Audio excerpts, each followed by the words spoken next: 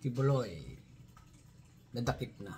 Yung operasyon natin na huli or surrender ba si Pastor? Ang exact details na, pwede ba siya sa engine lang tanongin niyo or si Jean Fajardo? Kasi Pero initially, we RD, don't know the exact details. bakit hindi natin nalaman? Eh, may mga high-level, may mga high-level operations yan. Tayo naman ay nandito na sa baba na nagtatrabaho na, basta sa amin is, CDR kami, may practical kami, may inspection team kami. Yun lang. Ngayon, kung may high-level operations, yun, hindi rin namin yun. Basta, may mga ibang unit din kasi dyan na nagtatrabaho na hindi.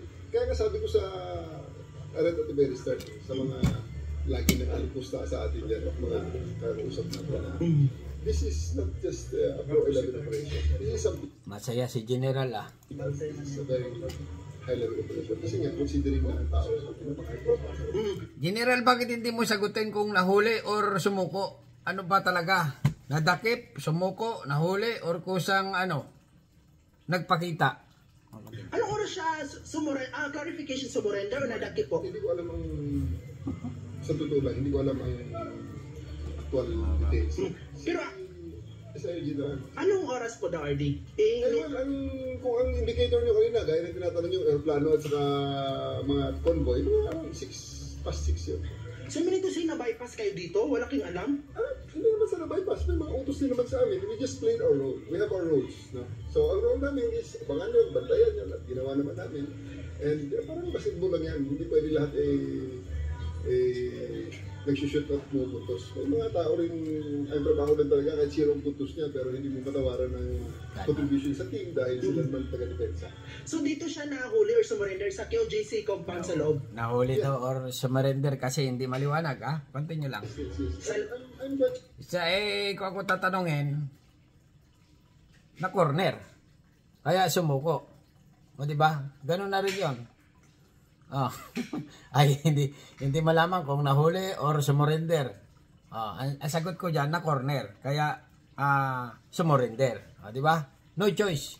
Sure na QJC compound kasi nga doon ang galing ang lahat ng indicator. Sa hangar. Tanungin niyo na si Jim kung saan ang Jim Fajardo, si Colonel Fajardo. So sumurrender siya sa AFP? Hindi surrender or hindi huli, hindi ko alam kung ano. Hindi surrender, hindi huli. Okay.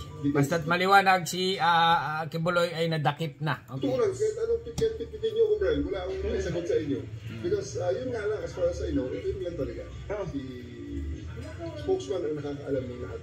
Pero ngayon, RD, pull out na kayo? Pull out na, wala na, there's no more point. At yun naman ang pangako natin. Pull out na. Wala na si Pastor. Wala na. Ayan mga kaibigan na nagtitrending ngayon. Kibuloy, na corner. Okay? Na corner. Kaya napilitang sumurrender. Okay?